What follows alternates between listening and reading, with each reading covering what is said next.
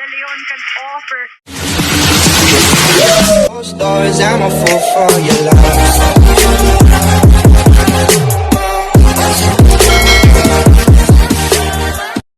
Pagkatapos nga matalo ang CCS sa set 1, dito naman sa set 2 ay kita natin na natambakan nga ng 6 na puntos ang Creamline.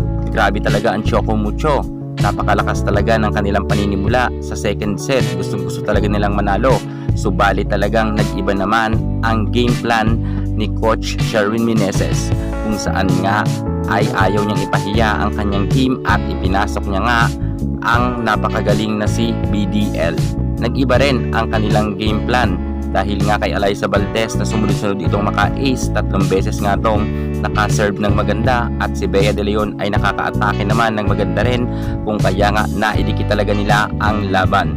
At dito ay nagsunod-sunod nga ang mga matitinding services nga ni Alyssa Valdez, BDL, kung kaya nga halos pantay na ang kanilang score. Samantalang nang napalapit na nga ang score at nagtay na nga ito, napa-time out na nga si Coach Dante Alinsunurin dahil nga sa sunod-sunod rin na nagka-error ang kanyang mga players.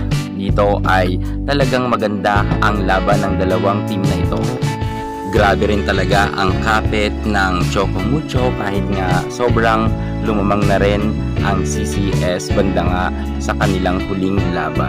Kita natin kanina sa salpukan nila ay Choco Mucho ang nakakalamang, pero ngayon nagkabaliktaran na nga bandang sa last na laban dahil dito nga sa last part nga na ito ay nangibabaw talaga ang ating BDL. Isa talaga siya sa mga nagpakitang gilas pagdating nga sa duluhan ng laban, at dahil rin natalo ang Choco Mucho ngayong second set sapagkat nagka-error nga itong si Molde, at sunerte talaga ang Creamline Cool Smashers at natapos nga ang score sa 20 at 25.